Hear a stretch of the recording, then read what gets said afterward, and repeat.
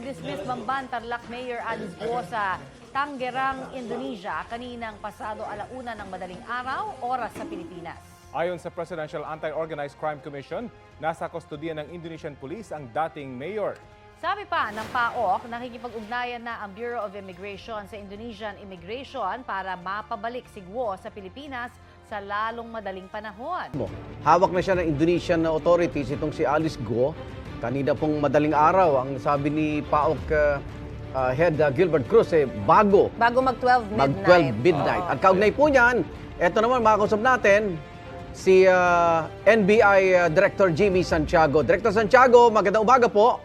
Magandang umaga po sa inyo. Opo.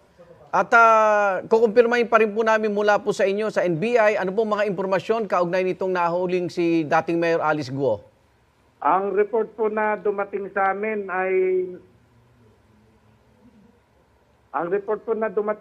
ay nahuli na si Alice Guo ng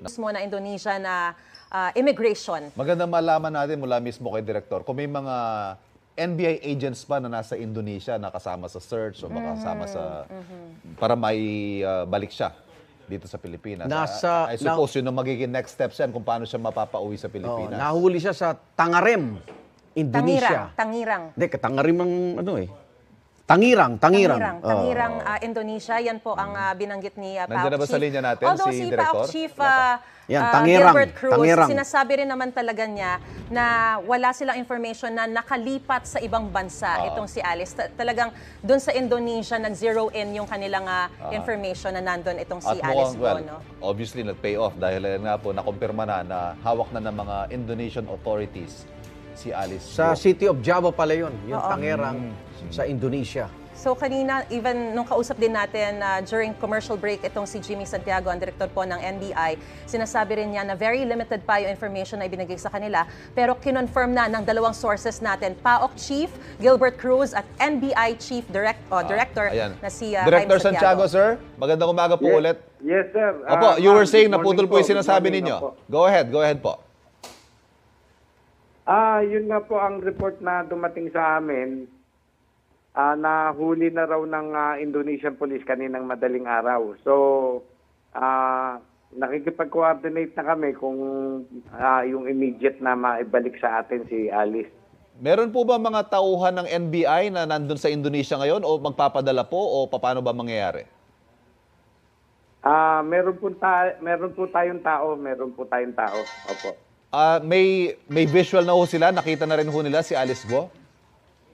Yes, opo. Kinonfirm na. Pati ng immigration ng Indonesia, kinonfirm na po. Opo. Okay. So right now po, nandun pa rin sila sa may, saan po ba exactly siya, naka-detain po ba siya or she's being held somewhere? Nakadetain nga po sa police ng Indonesia, ma'am. Okay. May information din po ba tayo kay Wesley Guo? Wala pang information kay Wesley, kay Alice pa lang po. Opo. Alright. Saan ho ba siya nahuli? Doon sa Wala tinutuloy? pong detalye kung Wala paano- pa. Ano ho Wala magiging... pong detalye kung paano siya nahuli. Basta ang report lang, alauna ng madaling Opo. araw nahuli siya. Director, ano po yung mga susunod na hakbang ng pamahalaan ng Pilipinas niyan sa pagpapauwi kay Alice Guo?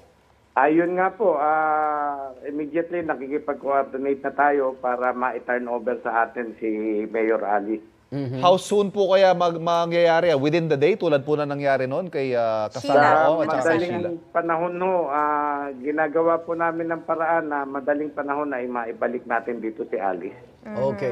Ay, Director, maraming salamat po sa pagkumpirma. Ingat po kayo. Maraming salamat din po.